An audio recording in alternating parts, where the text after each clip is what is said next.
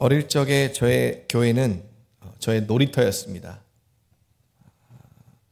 교회에서 시간 가는 줄 모르게 놀았던 것 같아요. 어른들 몰래 교회 종탑에 올라가기도 하고, 또 경사진 이 교회 지붕 위를 뛰어다니면서 술래잡기 놀이를 하기도 하고, 교회 마당과 흙밭 놀이터를 오가면서 참 여러 가지 놀이를 했던 것 같습니다. 그러다가 한 영화를 봤어요. 저를 비롯한 교회 아이들은 당시 임권택 감독의 영화, 혹시 다들 아실 거라고 생각합니다. 장군의 아들 아시죠?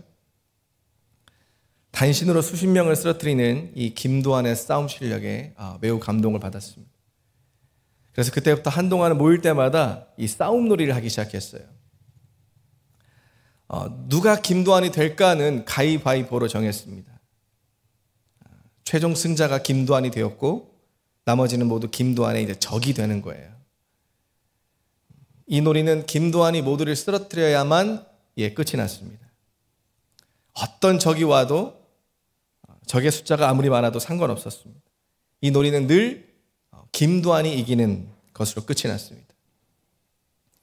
지금 생각해 보면 당시 교회 성도님들 눈에는 저를 비롯한 아이들의 모습이 굉장히 우스꽝스럽게 보였을 것이다 라는 생각이 들어요. 놀이의 주인공이 이렇게 수십의 적들에 의해서 둘러싸여 있는데 전혀 기죽지 않죠. 오히려 그 김도환 역할을 맡은 그 아이는 비장한 표정을 짓고 있는 겁니다. 주인공은 입으로 놀이를 할 때는 항상 주먹을 날릴 때 퍽퍽 소리를 내야 했습니다. 퍽퍽. 내 주먹을 받아라. 퍽퍽 하면 그 나머지 적들은 이제 맞는 신용을 내야 되지 않겠습니까? 그래서 막 이러면서 그렇게 싸움 놀이를 했어요. 김도환, 넌 정말 강하구나. 이러면서 이런 말들을 하면서 쓰러지는 행동을 했었습니다. 그런 모습을 교인들이 봤다라고 생각해 보세요. 우스꽝스럽겠죠. 먼저는 수십 대 1로 싸워서 이기는 일은 사실 현실에서는 일어나지 않는 일이기에 더더욱 그렇게 웃음치지 않았을까 생각을 해봅니다. 그런데 다들 이 아이들은 어떻습니까? 진지하게 이 놀이에 임하고 있으니 우스꽝스럽죠. 또한 이 무차별적인 문매에는 장사가 없다는 말 있지 않습니까? 현실에서는 좌우 앞뒤에서 한꺼번에 달려들면 아무리 장군의 아들이라 할지라도 패할 수밖에 없음을 알고 있죠.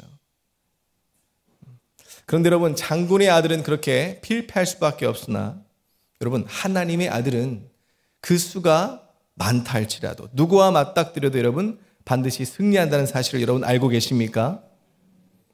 실제 이 장면을 담은 성경 본문 속 때로 달려드는 수십 명을 꼼짝 못하게 만드시는 예수님의 모습은 언제 봐도 시원하고 참으로 통쾌하다는 생각을 갖게 합니다. 그 모습을 담고 있는 성경 속 본문이 오늘 저와 여러분이 함께 살펴보고자 하는 본문이에요. 여러분, 오늘 본문 27절과 28절의 말씀을 저와 여러분이 함께 다시 한번 받겠습니다. 시작. 그들이 다시 예루살렘에 들어가니라. 예수께서 성전에서 거니실 때에 대제사장들과 서기관들과 장로들이 나와 이르되 무슨 권위로 이런 일을 하느냐? 누가 이런 일 할 권위를 주었느냐? 아멘. 여러분, 이 구절들에 담긴 장면을 머릿속에 떠올려 보세요. 하나님의 아들 예수님께서 종교 지도자들에 의해 둘러싸여 계십니다. 그중 한 지도자가 이렇게 예수님께 묻는 거죠. 무슨 권위로 이런 일을 하느냐? 누가 이런 일 할 권위를 주었느냐라고 그렇게 묻지요. 당시 종교 지도자들에게 있어서 예수님은 사회의 질서를 흔드는 그런 존재였습니다. 불편한 존재였죠. 예수님의 활동 자체가 이 종교적 특권을 타파하고 지도자로서의 이 종교적 기득권을 위협하는 그러한 존재였던 겁니다. 그러니까 눈에 가시였던 거죠. 그만큼 예수님을 향한 이 지도자들의 불만은 점차 쌓여만 갑니다. 그러던 중에 사건 하나가 터지죠. 오늘 본문 직전에 보면 어떤 사건이 나오냐면 성전 정화 사건이 나옵니다. 이 사건이 터져요. 이 사건을 계기로 그간 쌓여왔던 이들의 불만은 폭발하고 말죠. 이들은 예수님을 향한 대대적인 네거티브 공세에 나서야 되겠다라고 그렇게 생각을 합니다. 그래서 예수님께로 몰려갔던 거죠. 그래서 무슨 권위로 이런 일을 하느냐, 누가 이런 일을 할 권위를 주었느냐라고 그렇게 겁박한 겁니다. 모세의 후손도 아니고 아론의 후손도 아니고 우리처럼 공인된 율법 학자도 아니고 백성들로부터 추대된 장로도 아닌데 어찌 이런 일을 하느냐라면서 몰아세우는 거죠. 그 장면이 저와 여러분이 함께 읽은 27절과 28절의 말씀인 겁니다. 계속해서 29절과 30절의 말씀, 두 구절의 말씀도 저와 여러분이 함께 봤습니다. 시작. 예수께서 이르시되 나도 한 말을 너희에게 물으리니 대답하라. 그리하면 나도 무슨 권위로 이런 일을 하는지 이르리라. 요한의 세례가 하늘로부터냐 사람으로부터냐 내게 대답하라. 아멘. 지도자들의 질문에 예수님은 즉각적으로 답하시지 않지요. 오히려 되묻습니다. 되묻는 방법으로 너희가 내 질문에 답하면 내가 너희들의 질문에 답을 하겠다. 그러시면서 세례 요한의 권위가 하늘로부터냐 사람으로부터냐를 물으시죠. 예수님의 이 질문을 두고서 지도자들 사이에 어떤 일이 벌어집니까? 서로 논쟁을 벌입니다. 자중질환이라고 하죠. 같은 편끼리 싸움이 일어난 겁니다. 이유인즉슨 세례 요한의 권위를 인정한다라고 한다면 무엇이 문제입니까? 오늘 본문에서 기록하고 있듯 그럼 왜 그의 말을 듣지 않았느냐, 왜 회개하지 않느냐라고 하는 질책을 받게 되겠지요. 또 그럼 그의 권위를 인정하지 않는다고 하면 괜찮겠습니까? 괜찮을까요? 그렇지도 않은 것이 세례 요한은 당시 대중들로부터 선지자로서의 전폭적인 지지를 받고 있는 상황이었습니다. 말 그대로 그의 권위를 인정하지 않는다는 것은 뭐겠습니까? 그를 부정한다는 건데 그렇게 되면 어떻습니까? 대중들로부터 엄청난 질타를 받게 되겠죠. 그렇다 보니까 권위를 인정해야 한다, 아니다, 인정하지 말아야 한다라고 하는 입장이 둘로 나뉘게 되어서 이러지도 저러지도 못한 그러한 상황에 이르고 만 것입니다. 본문 31절과 32절에서 그 내용을 확인해 볼 수 있습니다. 여러분 두 구절의 말씀도 저와 여러분이 함께 읽습니다. 시작. 그들이 서로 의논하여 이르되 만일 하늘로부터냐 하면 어찌하여 그를 믿지 아니하였느냐 할 것이니 그러면 사람으로부터라 할까 하였으나 모든 사람이 요한을 참 선지자로 여김으로 그들이 백성을 두려워하는지라. 아멘. 시시비비를 따질 목적으로 예수님께 한꺼번에 몰려갔던 지도자들이었죠. 하지만 이들은 오히려 예수님의 역공으로 인하여서 쩔쩔매는 모습을 보이다가 결국엔 어떻습니까? 알지 못하겠노라 라고 하는 그러한 답변을 내놓아서 구경꾼들의 비웃음거리를 사고 말죠. 그 말을 들으신 예수님께서 이 한마디로 이날의 논쟁을 끝내십니다. 완전히 종식시키시죠. 무엇이라 말씀하십니까? 나도 무슨 권위로 이런 일을 하는지 너희에게 이르지 아니하겠다 라고 말씀하시죠. 이야기 쉽게 말씀드리면 이런 겁니다. 내 질문에 답하지 못하겠어? 모르겠어? 그럼 나도 얘기 안 해. 이렇게 말씀하신 겁니다. 지도자들의 입장에서 보면 어떻습니까? 굉장히 약오르는 말 아닙니까? 수모도 이런 수모가 없지요. 이거 완전히 농락당한 거 아니겠습니까? 하지만 성도된 여러분, 우리의 입장에서 보면 어떻습니까? 시원하죠. 통쾌하죠.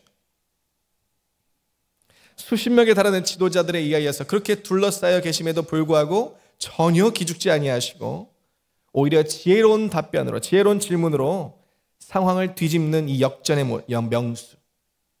예수님의 모습은 그 모습을 바라보는 성도로 하여금, 우리로 하여금 굉장히 시원함을 느끼게 합니다. 그러면서 나도 이런 지혜가 있었으면 좋겠다, 이런 생각을 갖게 하죠. 여러분 살면서 이런 생각을 해보신 적이 있으실 겁니다. 그때 왜 그렇게 말했을까? 그때 이렇게 얘기했어야 됐는데, 그랬으면 상황이 지금보다 더 나아졌을 텐데, 앞으로 비슷한 상황이 찾아오면 그때는 꼭 이렇게 말해야지. 여러분 이러한 생각을 해보신 적 있으세요? 없으세요? 있으시죠? 저는 이런 생각을 할 때가 꽤나 많았던 것 같습니다. 아무래도 말을 많이 해야 하는 자리에 있다 보니까 더더욱 그런 것 같은데요. 얼마 전에 있었던 일입니다. 금암교회에서 열렸던 그 정기노회에 참석을 했는데 그곳에서 한 분의 담임 목사님을 뵈었어요. 그분과 만나서 이야기를 하는데 제가 그분께 여쭈었습니다. 담임 목사님이 되면 어떤 점이 가장 힘듭니까? 라고 이렇게 물었습니다. 관심이 있으니까요. 그 질문에 그분께서 이런 얘기를 하셨습니다. 김 목사님, 제가 담임 목사가 되고 나서 느낀 건데요.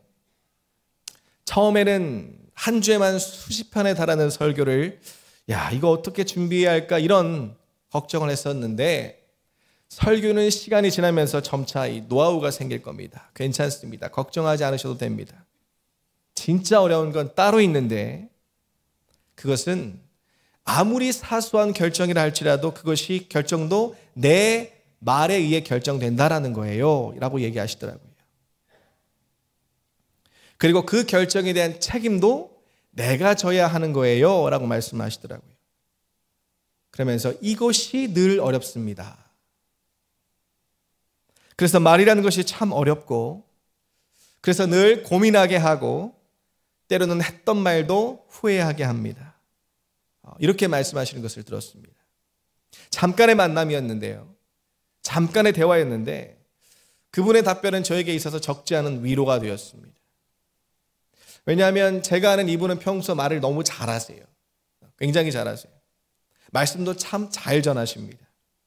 그런 분이 저에게 있어서 말하는 게 어려워요. 고민돼요. 가끔 후회합니다. 전혀 안 그럴 것 같은 분이 그런 얘기를 하니까 나만 어려워하는 게 아니구나 라는 생각이 들면서 굉장히 위로가 되었습니다. 그럼 여러분은 어떠십니까? 여러분은 어떠신가요? 여러분도 말이라는 게 할수록 어렵고 그래서 어떤 말을 해야 할지 고민되고 어렵게 했던 말인데 괜히 그것으로 인하여서 후회한 적이 있으십니까? 이런 고민들을 저처럼 가지고 있는 분들은 오늘 본문 속의 예수님 모습 보면서 이런 생각을 갖게 하죠. 나도 어떻게 하면 예수님처럼 이렇게 지혜롭게 말할 수 있을까? 언어학자들 사이에서 통용되는 언어에 관한 가설이 하나 있습니다. 화면을 보시면 이렇게 적혀 있습니다. 인간은 모국어의 범위 안에서 자연세계를 판단한다. 이 화면은 계속 잠깐 띄워주시고요. 얼핏 봐서는 무슨 말인지 잘 모르시겠죠. 무슨 의미냐면 사람은 세상을 보이는 그대로 받아들일 것 같지만 그렇지 않고요. 사람은 모국어, 그러니까 이 모국어라 하면 자신이 늘 사용하는 언어를 모국어라고 여기서 말하는데 이 모국어가 표현하는 방식대로 세상을 바라보고 세상을 이해한다라는 뜻입니다. 그러니까 현실이 언어를 규정하는 것이 아니라 무엇이 현실을 규정한다는 겁니까? 언어, 사용하는 언어가 현실을 규정한다는 거예요. 대표적인 예를 들어볼까요?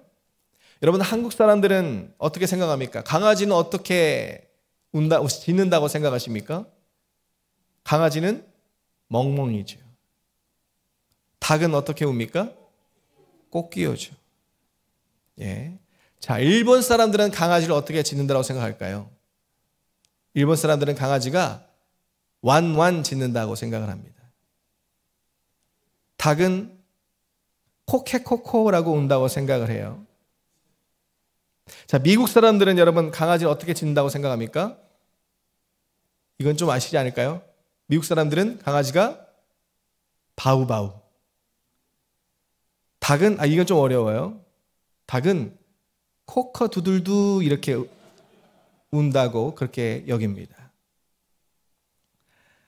여러분 동물들도 나라마다 사용하는 언어가 달라서 그렇게 들리는 겁니까? 정말 한국에서 자라는 닭은 꼬끼어 울고 일본에서 사는 닭은 코케코코라고 그렇게 울까요? 그런 게 아니라 동물들의 울음소리를 듣는 사람이 사용하는 언어가 달라서 그렇습니다. 언어의 차이가 이해와 해석을 달라지게 하는 거예요. 여러분, 이 가설을 인간관계에 적용해 보자는 거예요. 이 가설을 인간관계에 적용하면 여러분 어떤 결론이 도출되느냐, 이런 겁니다. 저 사람이 나에게 있어서 좋은 사람이냐 나쁜 사람이냐 하는 것은 저 사람이 나를 친절히 대해 주느냐 아니면 차갑게 대해 주느냐에 따라 결정되는 것이 아니라 무엇이 결정합니까? 내가 저 사람을 향하여 사용하는 언어가 어떠냐에 따라서 결정된다. 이러한 결론에 이르게 됩니다.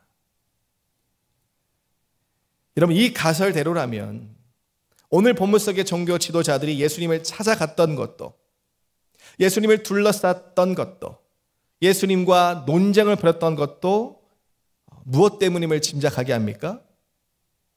언어 때문이에요. 그러니까 이같이 행동했던 것은 예수님께서 보이신 모습 때문이 아니라 저들 사이에서 오고 간 언어의 영향을 받았기 때문이다라는 겁니다. 정말 그럴까 싶겠지만 여러분, 조금만 생각하면 맞는 말이에요. 참 맞는 말입니다. 여러분, 저들은 만날 때마다 어떤 말을 주고받았겠습니까? 어떤 언어를 주로 사용했을 것 같으십니까? 예수님을 향한 불평의 말과 원망의 말들을 서로 주고받았겠죠. 실제 마가복음을 처음부터 읽다가 보면 저들은 서로 말하기를 어떻게 하면 예수를 고발할까? 어떻게 하면 예수를 죽일까 의논했다라고 기록되어 있는 것을 볼 수가 있습니다.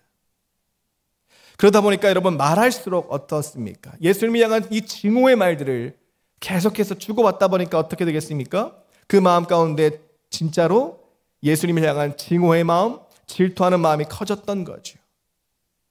결국에는 예수님을 죽여야 되겠다라고 하는 결심에 이르게 된 겁니다. 이들의 모습은요, 이들의 언어가 이 힘과 권력에 집착하고 있음을 보여주죠. 한마디로 저들이 사용하는 언어는 어떤 언어냐? 권력의 언어다라는 겁니다. 이 권력의 언어는요, 사용자로 하여금 계속해서 권력욕에 사로잡히게 합니다. 누군가 위에 군림하려는 그 마음을 강해지게 해요. 그런 마음이 강해지도록 만듭니다. 자신의 마음에 들지 않는 이야기는요, 거부하게 하죠. 특히나 자신의 자리를 위협하는 자에게는 어떤 식으로든 보복하게 만듭니다. 그게 권력의 언어예요. 이것이 권력의 언어에 사로잡힌 사람들의 전형적인 모습이죠. 오늘 본문 속에서 보게 되는 종교 지도자들의 모습이 바로 이러한 겁니다. 그럼 여러분, 여러분이 속하여 계신 모임 내에서는요, 어떤 언어가 오가고 계십니까? 점검해 보셔야 한다는 거죠. 어떤 언어가 오가고 있는지를 점검해 보셔야 한다는 겁니다. 특히 주의 이름으로 모인 교회 모임, 그 중에서도 두 군데 모임에서 오가는 언어를 여러분 꼭 점검해 보셔야 합니다. 먼저는요, 밥상 모임, 티타임 모임의 언어를 살펴보셔야 해요. 여러분, 주로 밥을 누구랑 먹습니까? 누구랑 주로 차를 마십니까? 네. 웬만해서는 만났을 때 마음이 어떤 사람? 편한 사람이죠. 마음을 편하게 해주는 사람과 밥을 먹고 차를 마십니다. 그렇죠?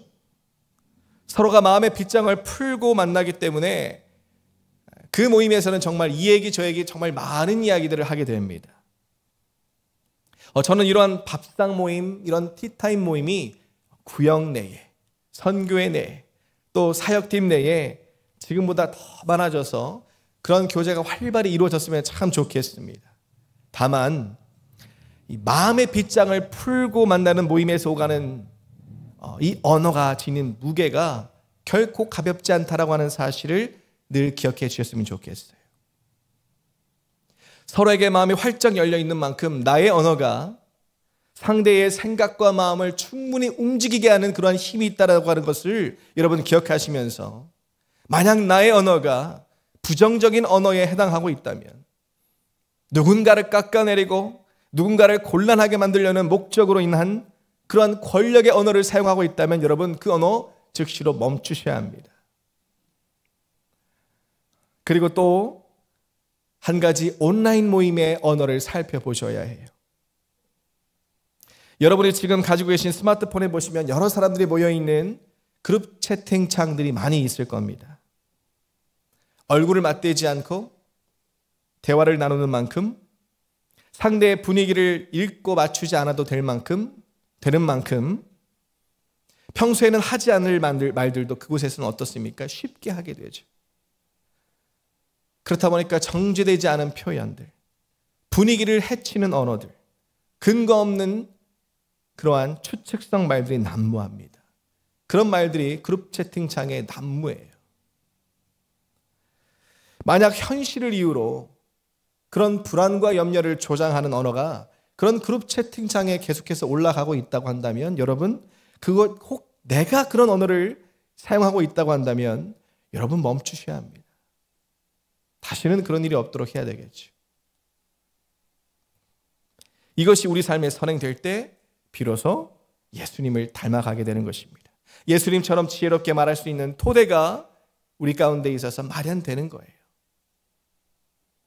그리고 예수님을 닮아가려면, 예수님처럼 말하려면, 그런 지혜롭게 말하려면 우리가 본문을 통해서 또 배워야 하는 것이 한 가지가 더 있습니다. 예수님께서 본문 속 종교 지도자들에게 하셨던 말씀이신데요, 마지막 우리 33절의 말씀을 저와 여러분이 함께 이 말씀을 받겠습니다. 시작. 이에 예수께 대답하여 이르되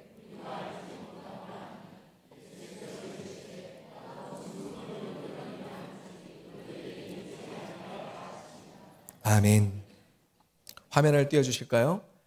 예수님께서 말씀하십니다. 나도 너희에게 이르지 아니하리라. 밑에 보면 영어로 I won't tell you 라고 적혀 있죠. 여기서 won't는 will과 not이라는 단어를 합쳐서 만든 단어입니다. 이때 행위자의 의지를 드러내는 표현이 will이라는 뜻이에요. 그 will과 not이 합쳐진 단어가 I won't입니다. 그러니까 이 will이라는 단어가 사용됐다는 것은 무엇을 깨닫습니까? 행위자의 의지. 다시 말해 예수님께서 단호하게 말씀하셨다는 것을 깨닫게 하죠. 여러분, 분명 예수님은 어떻습니까? 어떤 상황이셨어요? 이 산헤드린 공의회에서 나온 이 대제사장들과 서기관들과 이런 이들에 의하여서 70명에 이르는 자들에 의해서 지금 둘러싸여 계시는 거예요. 여러분, 이런 상황이면 어떻습니까? 누구나 긴장하기 마련이죠. 하지만 예수님께서는 어떻습니까? 그런 모습을 찾아보실 수가 없더라는 거예요. 여러분, 70명에 둘러싸였다고 생각해 보세요. 겁이 납니까? 안 납니까? 죽일 듯이 눈에 불을 켜고 쳐다보고 있는데 겁이 날까요? 안 날까요? 나지요. 그런데 겁먹지 않으시더라는 거예요. 주눅들지 않으시더라는 거예요. 오히려 담대하게 의지를 다하여서 나는 너희에게 말하지 않겠노라. I won't tell you. 안 말할래. 말하지 않을래. 너네가 얘기 안 했잖아. 모르겠어? 그럼 나도 얘기 안 해. 당당하게 얘기하시더라는 거예요. 여러분, 이렇게 담대하게 당당하게 말씀하실 수 있으셨던 여러분, 그 비결은 뭐라고 생각하십니까? 오늘 본문에 여러분 표제어가 뭡니까? 예수께서 무엇에 대해서 말씀하신다라고 이야기하고 있습니까? 권위에 대하여서 말씀하신다. 다시 말해 사람에 의해 주어지는 권력을 붙잡았던 종교 지도자들과는 다르게 예수님은 무엇에 힘입어서 얘기를 하신 겁니까? 권위. 하늘로부터 임하는 권위에 힘입어서 말씀을 하셨다라는 거예요. 하늘로부터 주어지는 권위를 붙잡으셨다라는 거예요. 여러분, 권위가 뭡니까? 어떤 물리적인 힘이나 권력을 뜻하는 단어가 파워라면 여기서 말하는 권위는 authority라고 해서 다스리는 힘을 말합니다. 다스리는 힘, 평정하는 힘이에요. 이게 권위입니다. 예수님께서 자신이 권위에 힘입었다는 것은 일찍이 또 요한복음에 보면 이 사실을 인정하셨어요. 요한복음 12장 29절 말씀을 여러분 화면을 보시고 함께 받겠습니다. 시작. 내가 내 자의로 말한 것이 아니요 나를 보내신 아버지께서 내가 말할 것과 이룰 것을 친히 명령하여 주셨으니. 아멘. 여러분, 예수님은 스스로 말씀하시지 않으셨습니다. 단 한 번도 자신의 힘과 능력을 앞세우셔서 그렇게 행동하시지 않으셨어요.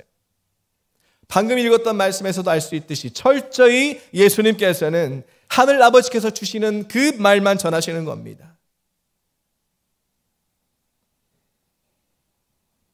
하늘 아버지께서 이룰 것을 명한 것만 행동하시더라는 거예요.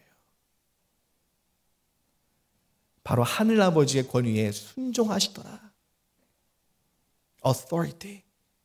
그 하늘로부터 임하는 권위에 힘입어서 살아가시더라는 거예요. 그런데 여러분, 이때만이 아니에요. 시작부터 그러셨어요. 공생의 사역을 시작하시기 전에 40일을 금식하셨을 때 예수님은 자신을 다스리시죠. 욕심과 식욕마저도 다스리십니다. 이것이 돌이 떡이 되게 하라는 사탄의 그 유혹을 물리치게 할 수 있었던 비결이 되었죠. 그 권위에 힘입어서 육신을 정복하시더라는 거예요. 육신의 욕구를 평정하시더라는 거예요. 또 제자들의 거센 풍랑으로 인하여서 큰 두려움에 사로잡혀 있을 때 예수님은 어떻습니까? 바람을 꾸짖으시죠. 잠잠하라 고요하라 말씀하시죠. 하늘로부터 임하는 권위에 힘입어서 자연까지도 다스리십니다. 그리고 어디까지 정복하시고 다스리십니까? 십자가의 현장까지도 다스리시죠. 하늘로부터 임하는 권위에 힘입어서 하나님 아버지의 뜻을 성취하십니다. 그리고 부활하사 세상까지도 이기셨습니다. 여기까지의 내용을 여러분 살펴볼 때 오늘 본문이 우리에게 있어서 전하고자 하는 메시지는 너무도 분명하죠. 뭡니까?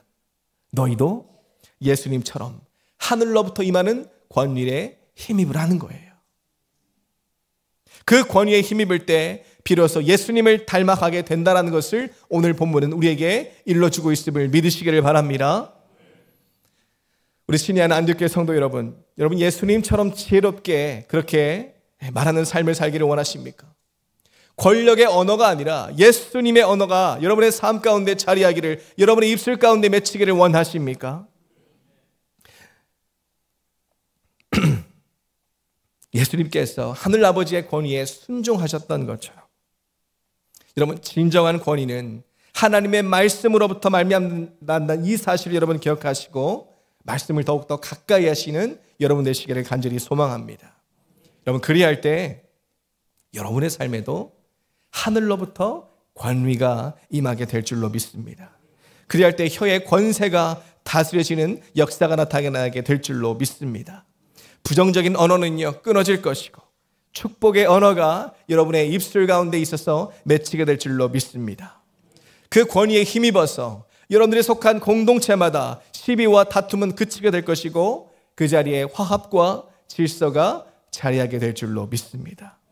무엇보다도 우리 공동체, 우리 교회 공동체 가운데 권위가 우리 가운데 임하게 되면, 우리가 권위에 힘있게 되면 우리 모두가 주 안에서 하나가 되어서 우리에게 맡겨진 귀한 사명과 사역 기쁨으로 감당하게 될 줄로 믿습니다. 이러한 놀라운 은혜와 감동이 우리 모두의 삶 가운데 자리하게 되기를 주님의 이름으로 간절히 축원드립니다. 이 시간 말씀을 기억하시면서 이 찬양을 하나님께 올려드리겠습니다.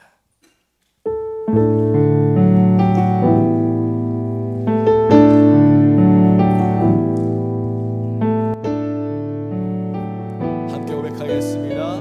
오직 예수, 오직 예수, 다른 이름은 없네. 주 이름만 우리에게 주셨네. 오직 예수, 다른 이름 없네. 오 영광과 존귀 권세와 찬양 받으실 분 오직 주. 한 번 더 고백합니다. 오직 예수, 오직 예수, 다른 이름은 없네. 주 이름만 우리에게 주셨네. 오직 예수, 다른 이름 없네. 오 영광과 존귀 권세와 찬양 받으실 분 오직 주 예수.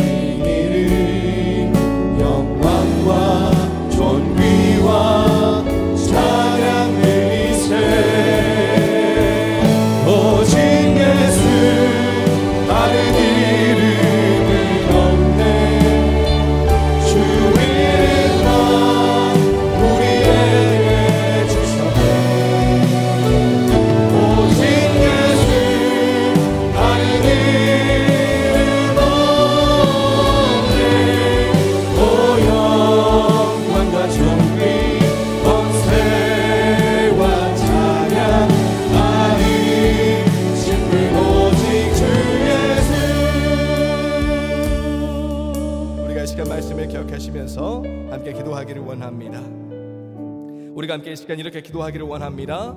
하늘로부터 임하는 권위로 충만함을 입고 살아가게 하여 주시옵소서.